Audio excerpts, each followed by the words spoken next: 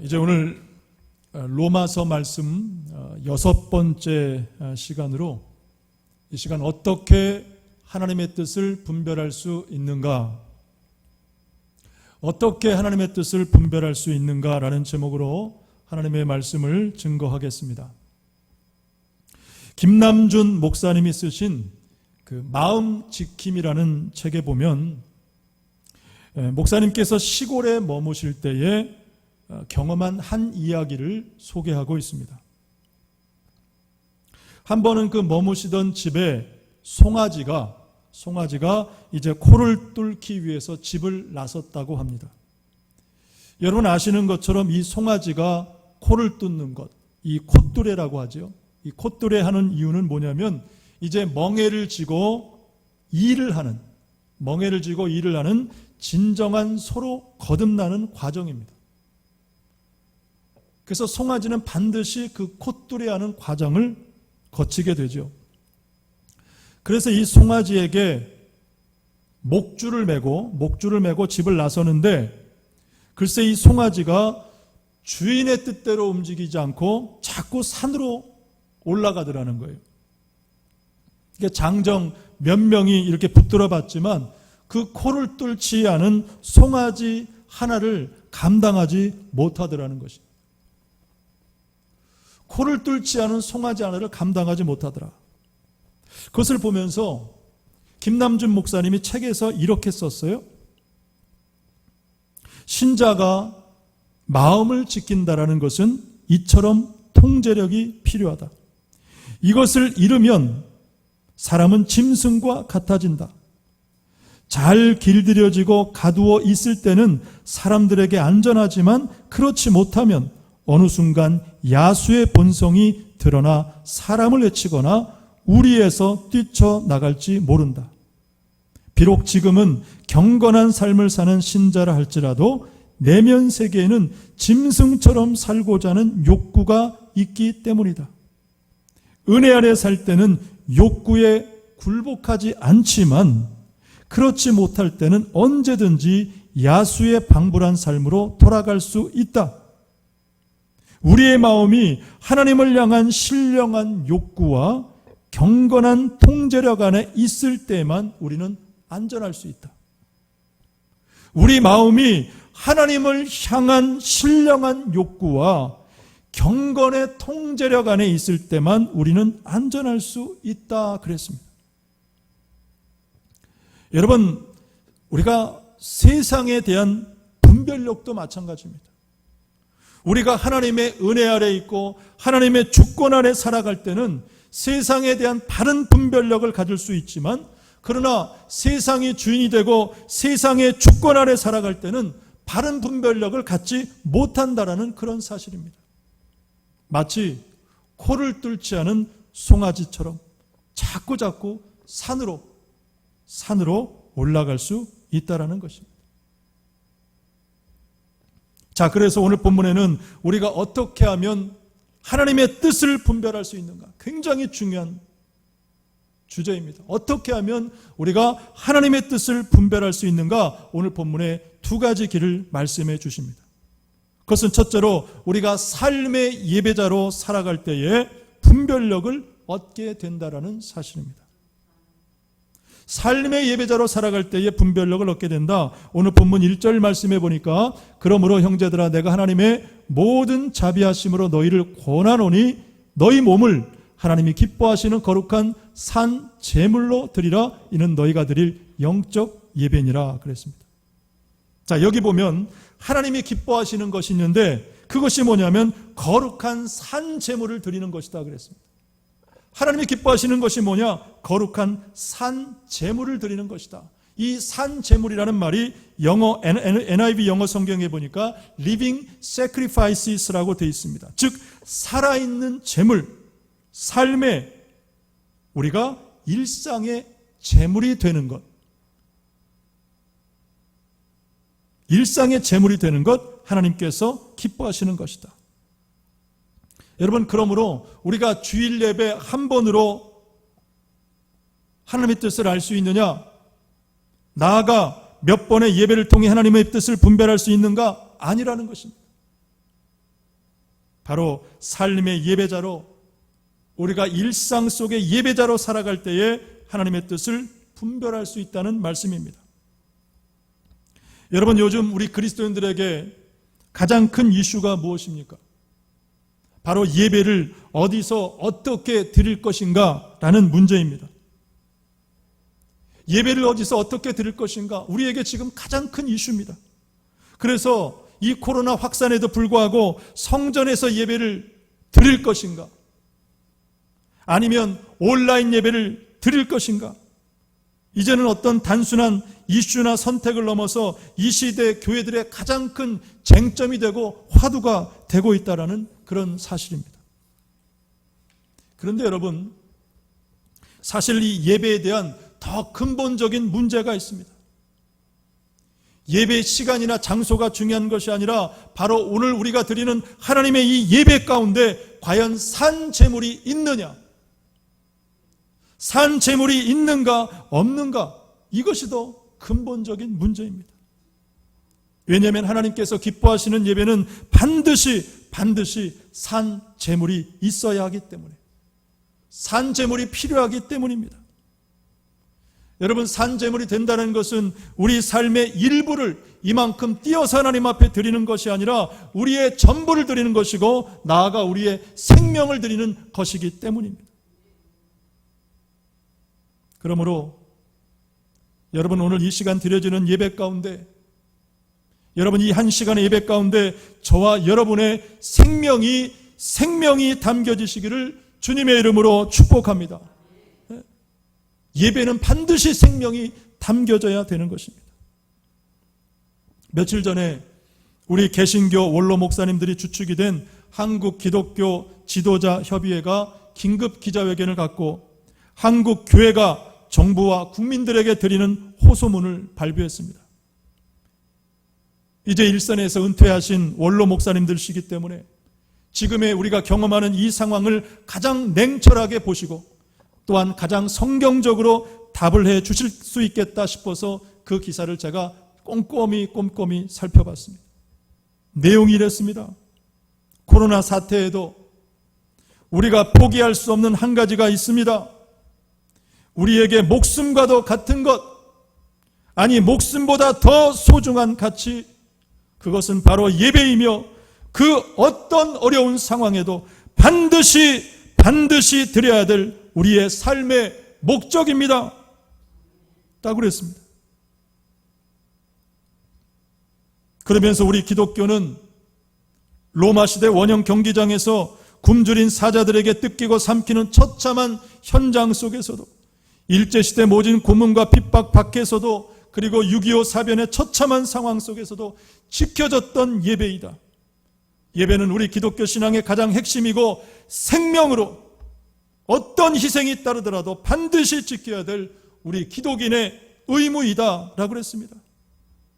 즉 예배는 우리에게 어떤 것이냐, 영화 한 편 보는 것처럼, 드라마 한 편 보는 것처럼 그렇게 하고 말고의 문제가 아니라 바로 예배는 생명이다라는 것입니다. 저는 이 기사를 읽고 국가에 대해서 생각을 해봤습니다. 여러분, 우리 기독교인들에게는, 그리스도인들에게는 두 개의 나라가 있습니다. 하나는 대한민국이라는 이 땅의 나라가 있고, 다른 하나는 하나님의 나라입니다. 가장 이상적인 것은 우리가 대한민국의 법을 지키는 것과 또한 하나님 나라의 법을 다 지키는 것입니다. 그래서 우리 교회는 비대면으로 예배하라는 정부의 방침을 그동안 철저히 준수해 왔습니다.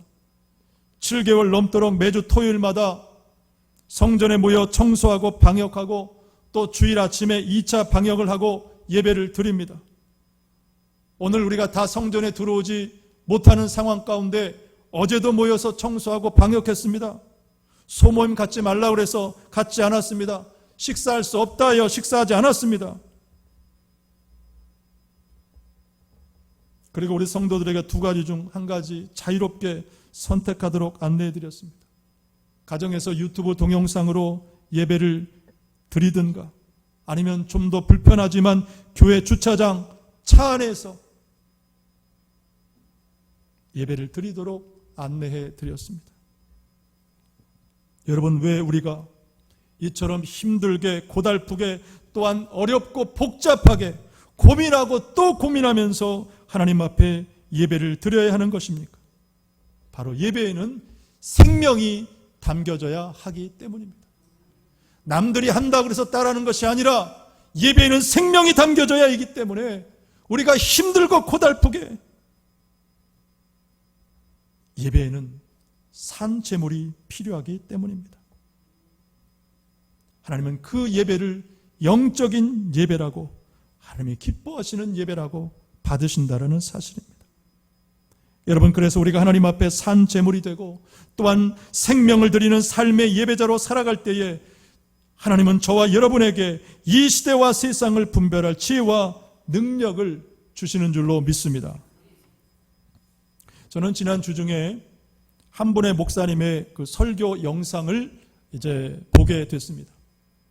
그분이 누구시냐면 북한에 들어갔다 억류돼서 무려 2년 6개월 동안 감옥에 계시다가 극적으로 생還하신 임헌수 목사님이십니다. 캐나다 큰빛교회 원로 목사님이시죠. 근데 제가 그 목사님의 설교를 들으면서 정말 놀랐던 것은 뭐냐면, 목사님께서 2년 6개월 동안 북한 감옥에 억류되어 있었음에도 불구하고 설교를 하시는데 어떤 막힘이나 어색함이 전혀 없으셨다는 거예요. 2년 6개월 동안 감옥 가운데 고립되어 있었는데 오히려 너무나도 자연스럽게 웃는 여유까지 보여주시면서 아주 차분하게 강력한 말씀을 이렇게 전하셨습니다. 저는 그 모습을 보면서 너무 정말 목회자로서 감동이 되고 놀라웠습니다. 그리고 곰곰이 한번 생각을 해봤어요. 어떻게 목사님은 그 북한 감옥에 2년 6개월 동안 홀로 갇혀있는 상황 가운데 있으면서도 그 설교의 감을 잃지 않고 너무나 자연스럽게 강력한 말씀을 전하실 수 있을까?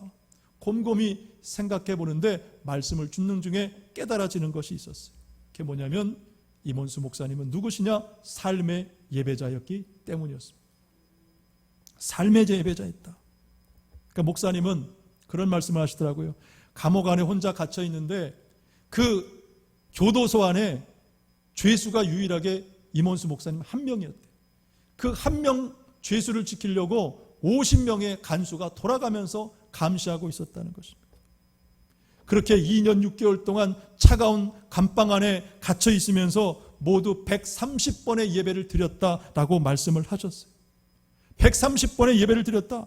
그 얘기를 듣는데 무엇이 깨달아졌냐면 이 130번이라는 예배가 한 번 한 번이 의미 있고 그리고 생명을 담은 예배였다라는 사실이 깨달아지더라고요. 그 130번의 예배가 한 번 한 번이 생명을 담은 예배였다.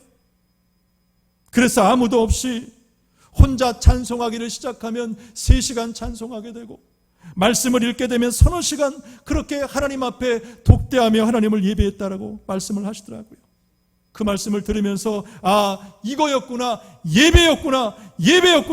그 예배가 생명을 담은 예배가 목사님을 살렸고 영성을 잃어버리지 않게 했구나라는 사실이 깨달아지더라고요. 목사님이 그런 말씀을 했습니다. 북한 감옥에서 있으면서 그리웠던 것이 4가지다. 그것은 가족과 교회 성도들, 자유, 그리고 예배라고 그랬습니다. 특별히 목사님은 말씀 중에 예배를 첫 번째로 꼽으셨어요. 예배가 가장 그리웠다. 그 예배는 어떤 예배냐? 교회 교우들과 성도들과 함께 드리는 그 공동체 예배가 그렇게도 그리웠다라는 말씀을 강조하셨습니다. 여러분, 우리가 지금은 주님의 몸된 이 성전 가운데 함께 모여 하나님을 예배할 수 없지만 여러분, 반드시 그날은 속히 올 줄로 믿습니다. 속히 올 줄로 믿습니다. 여러분, 우리가 앞선 이 로마서 말씀을 쭉 살펴보면서 이 로마서의 가장 큰 준제는 이신칭이다. 즉 예수 그리스도를 믿음으로 구원을 얻는 것이다라는 것을 말씀을 통해 확인했습니다. 그래서 로마서 1장부터 11장까지는 이 믿음과 구원의 관계를 말씀을 하고, 이제 오늘 본문이 12장부터 16장까지는 예수 믿고 구원받은 성도들의 새 생활에 대해서 실천적인 부분들을 이제 쭉 기록을 하고 있습니다. 자, 그렇다면 이제 구원받은 성도들의 새 생활, 그 첫 번째 변화가 뭐냐? 바로 예배의 변화라는 것입니다. 정확히 말하면 예배관의 변화죠. 예배관의 변화. 그래서 구원받은 성도 이전에는 예배의 형식과 장소, 시간 같은 어떤 외적인 것들이 중시되었다라면, 이제는 생명을 드리고 그리고 삶 전체를 하나님 앞에 드리는 삶의 예배자로 살기를 여러분 결단한다는 그런 사실입니다. 언젠가 한번 말씀을 드린 것처럼 죽으면 죽으리라 라는 책을 쓰신 안희숙 사모님의 얘기를 전해드린 적이 있습니다. 사모님이 그 책에서 그런 고백을 하시죠. 한 번은 순교를 각오하고 하나님 앞에 순교하겠습니다 라고 서원했다고 합니다. 왜냐하면 순교자의 신앙이 보니까 가장 아름답고 복된 죽음이기 때문에, 정말 마음 한번 먹으면 순교할 수 있겠다, 그렇게 믿어지더라는 것입니다. 그런데 정작 하나님은 순교를 허락하지 않고 오히려 깨닫게 해주신 것이 있는데, 그것이 뭐냐? 순교는 한 번의 각오로 할 수 있겠지만, 그러나 날마다 삶 속에서 말씀대로 순종하며 산다는 것은 더 어려운 일이구나, 삶의 순교가 더 어려운 것이구나 라는 것이 깨달아지더라는 것입니다. 삶의 순교자가 더 어렵다. 어제도 우리 청년 리더들 성경 공부를 하는데, 한 주 동안 어떻게 지냈니? 어려웠던 일 우리 같이 나누는데 청년들이 그러더라고요. 요즘 교회를 다닌다는 이유로, 교회 가야 한다는 이유 때문에 여러 가지 불이익과 비난 같은 것들을 경험하고 있다, 그런 얘기를 하더라고요. 그럼에도 불구하고 우리는 하나님의 주권을 믿기 때문에, 하나님을 예배하는 삶의 예배자로, 정말 생명까지도 드리는 예배자로 살아갈 수 있다라는 것을 우리가 말씀을 통해 배웠고, 말씀으로 우리가 서로를 축복하며 격려하는 시간을 가졌습니다. 여러분, 그렇습니다. 우리가 삶의 예배자, 정말 생명까지도 하나님 앞에 드리기를 결단하는 예배자가 될 때에, 하나님은 분명 이 시대를 분별할 지혜와 능력을 저와 여러분에게, 또한 우리 공동체에게 반드시 주실 줄로 믿습니다. 두 번째, 우리는 어떻게 하나님의 뜻을 분별할 수 있느냐? 바로 세상 풍조를 그대로 따르지 말고 매 순간 새로운 시각들을 취할 때입니다. 어떻게 하나님의 뜻을 분별할 수 있느냐? 세상 풍조를 그대로 따르지 말고 매 순간마다, 상황마다 새로운 시각을 취한다. 본문 2절 말씀해 보니까, 너희는 이 세대를 본받지 말고 오직 마음을 새롭게 함으로 변화를 받아 하나님의 선하시고 기뻐하시고 온전한 뜻이 무엇인지 분별하도록 하라 그랬습니다. 자, 여기 보면 중요한 두 단어가 나오는데, 하나는 이 세대라는 말이고 다른 하나는 새롭게 함이라는 단어입니다.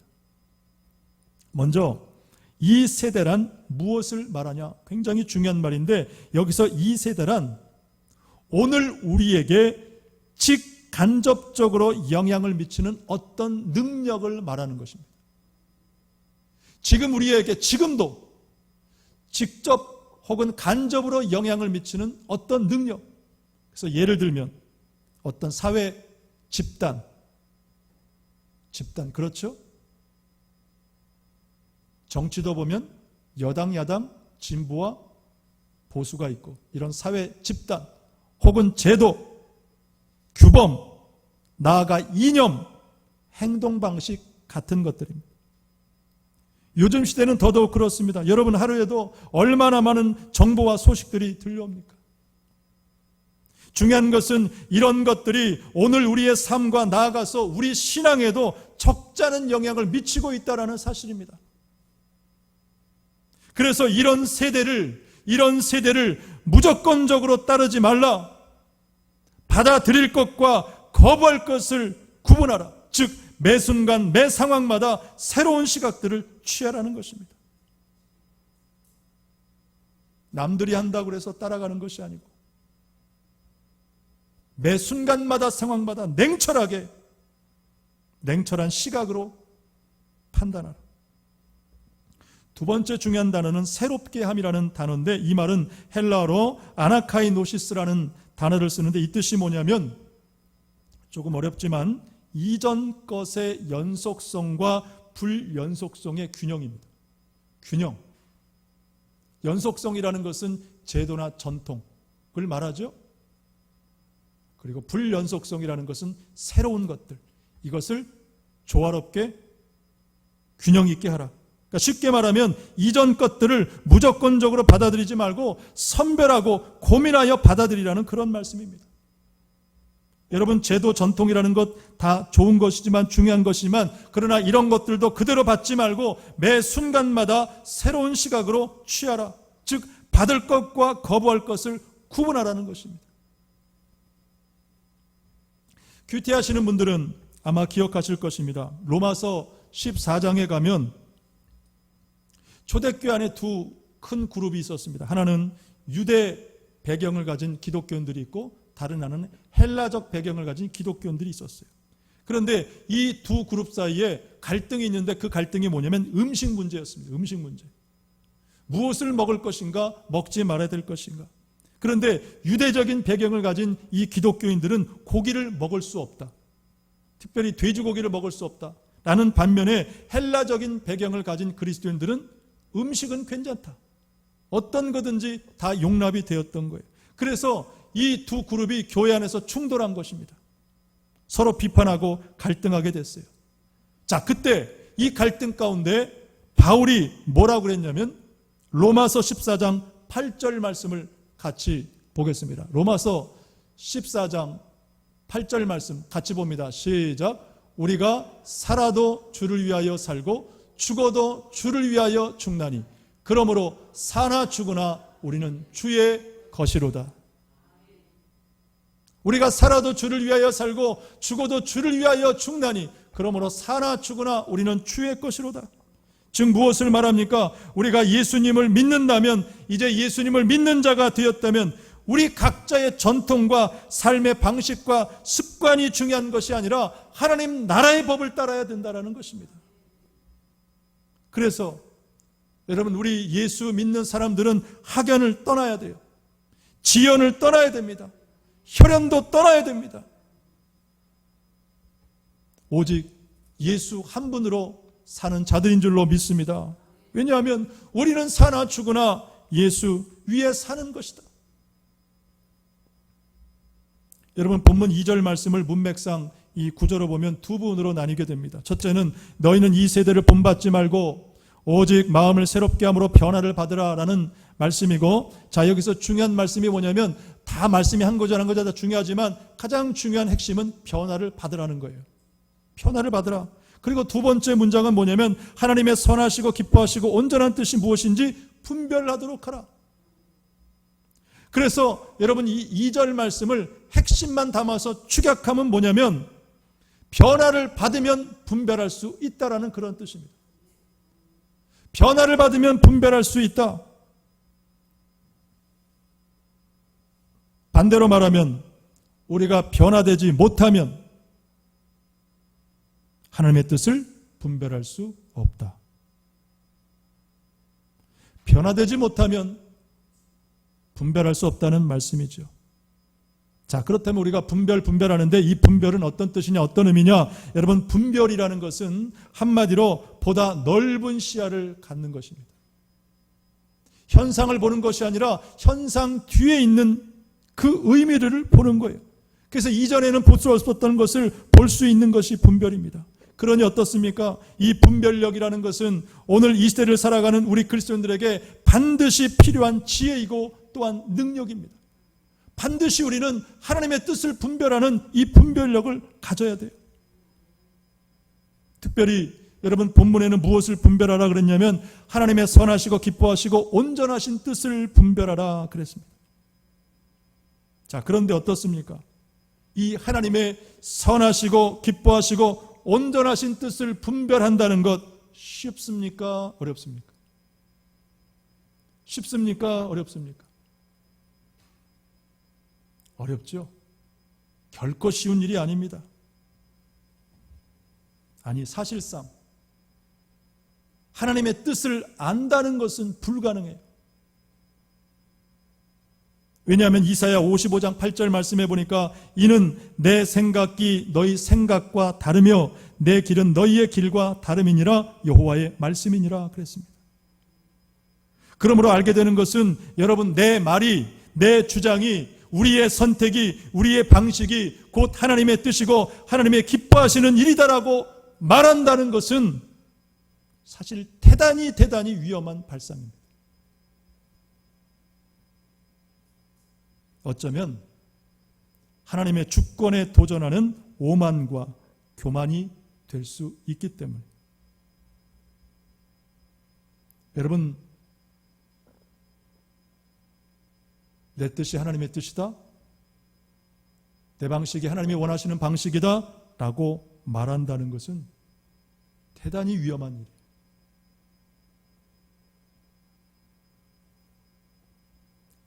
지난주일 예배를 마치고 목양실에 올라가니까 어느 성도님 한 분으로부터 문자 한 통이 왔습니다. 제가 누구라고 실명은 말씀드리지 않겠지만 그분께 제가 사전에 문자로 양해를 구해서 이 시간 잠시 소개를 해드립니다.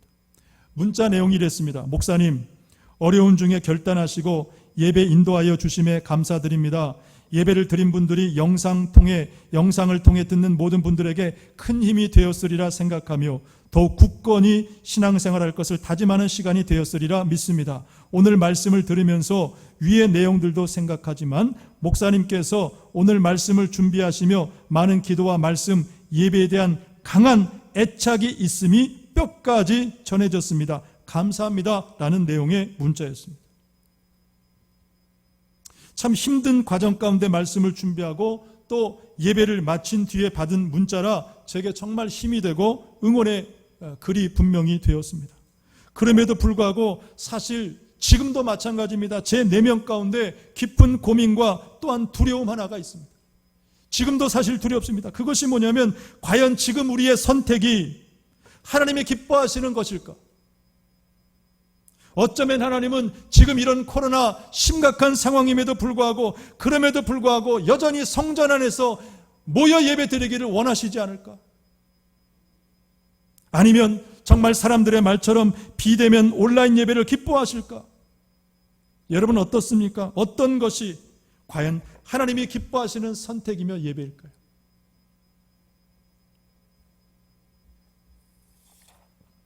솔직히 알 수 없습니다. 그러니까 우리가 이렇게 힘들고 고민하는 거죠.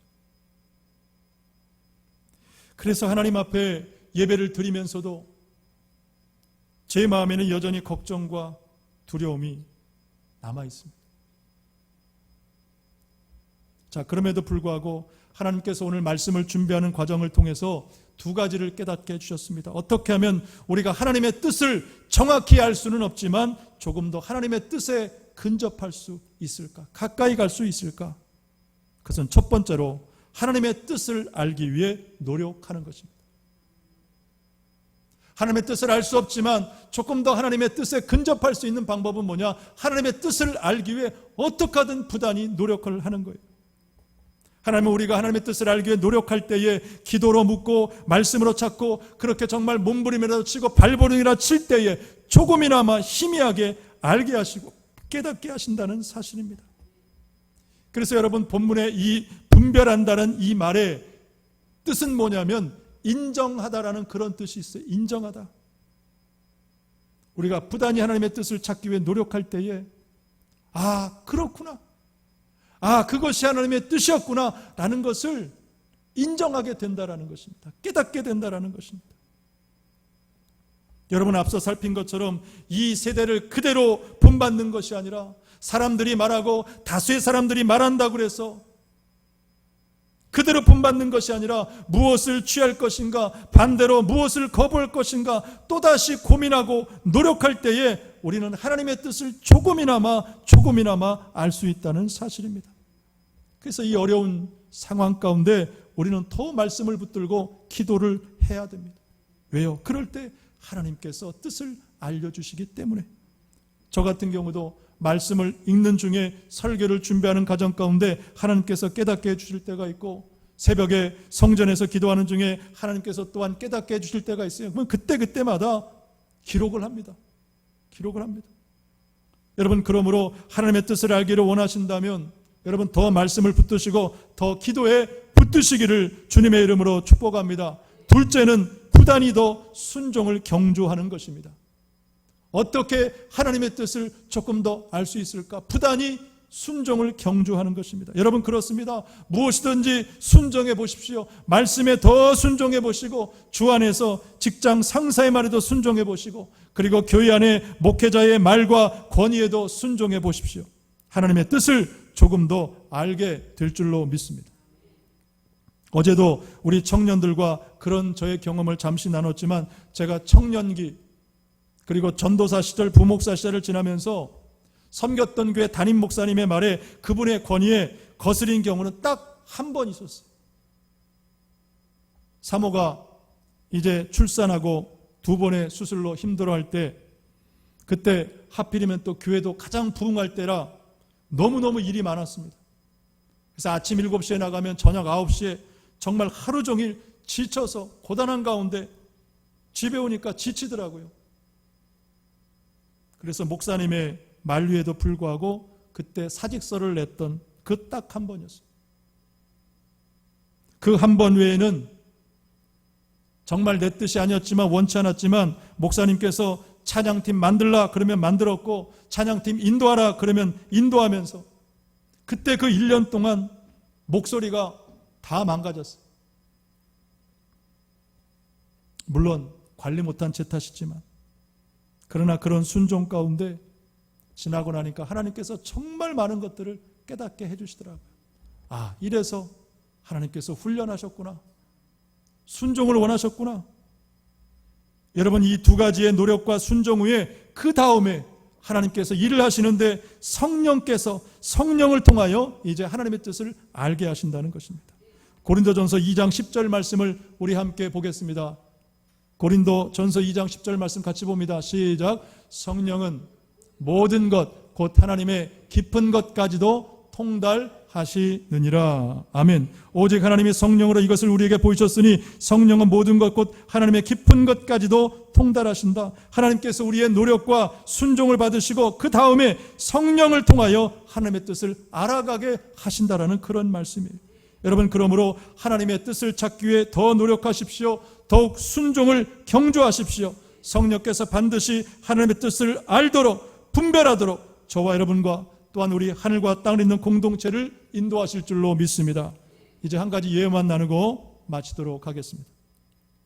아프리카 콩고에서 선교하시던 스티븐슨 선교사님에게 어느 날 길 잃은 2명의 그 백인 청년이 찾아왔습니다. 그러면서 하는 말이, 선교사님, 저희들이 진스강을 찾아가야 합니다. 그런데 이 정글 때문에 도저히 길을 찾아갈 수 없습니다. 어떻게 해야 될까요? 그때 스티븐슨 선교사가 대답합니다. 당신들이 정글을 빠져나가는 일은 불가능합니다. 청년들이 재차 물었어요. 그래도 뭔가 방법이 있지 않겠습니까? 그랬더니 스티븐슨 선교사가 빙그레 웃으면서 대답을 합니다. 방법은 단 하나입니다. 바로 나와 함께 가는 것입니다. 정글을 어떻게 빠져나갈 수 있는가? 바로 나와 함께 가는 것이다. 여러분, 지금 우리가 사는 이 세상이, 이 시대가 정말 정글과 같지 않습니까? 마치 정글처럼 수많은 독충들이 있고 위암들이 여기저기 도사리고 있고, 정말 어느 길이 진짜 길인지 참인지 혼란한 시대입니다. 그래서 우리 그리스도인들에게 필요한 것이 바로 하나님의 뜻을 아는 분별력. 어떻게 그 분별력을 가질 수 있느냐? 첫째는 삶의 예배자가 되는 것입니다. 이제는 예배와 형식이 중요한 것이 아니라 내 삶을 드리는, 내 삶 전체를 드리고 생명을 하나님 앞에 아낌없이 드리는 산채물로 살아가는 것입니다. 둘째는 세상의 풍조를 그대로 받는 것이 아니라 매 순간마다 취할 것과 버릴 것을 구분해내는 것이죠. 여러분, 그러므로 학연을 떠나십시오. 여러분, 지연을 떠나십시오. 혈연을 떠나십시오. 나아가 더 하나님의 뜻을 알기 위해 노력하고 더 말씀 안에서 순종하며 살아갈 때에 하나님은 분명 성령 하나님을 통하여 오늘 우리에게 이 시대를 분별할 지혜와 능력을 겸하여 주실 줄로 믿습니다. 기도하겠습니다. 하나님 아버지, 감사합니다. 오늘도 어려운 상황을 뚫고 하나님 앞에 예배자로 나오게 하심을 감사를 드립니다. 오늘 주신 말씀처럼 오늘 우리가 어떻게 이 시대와 풍조를 분별할 수 있는가? 바로 생명을 들고 삶을 드리는 예배자로 살아갈 때에 하나님 우리에게 분별력을 허락하시고 또한 이 세대를 그대로 본받는 것이 아니라 깊은 고민과 숙고 속에 선별하며 나아갈 때에 하나님의 뜻을 분별할 수 있는 줄로 믿습니다. 하나님, 우리는 하나님의 뜻을 알 수 없기에 좀 더 알기 위해 노력하고 부단히 순종의 경주를 다함을 통함을 통해서 하나님은 반드시 성령을 통해 이 시대를 분별할 지혜와 능력을 끝까지 겸하여 주실 줄로 믿습니다. 주여, 우리 교회와 이 땅의 교회들과 또한 이 나라 민족을 주의 길로 인도하시고 구원하여 주옵소서. 예수님의 이름으로 간절히 소원하며 기도드리옵나이다. 아멘.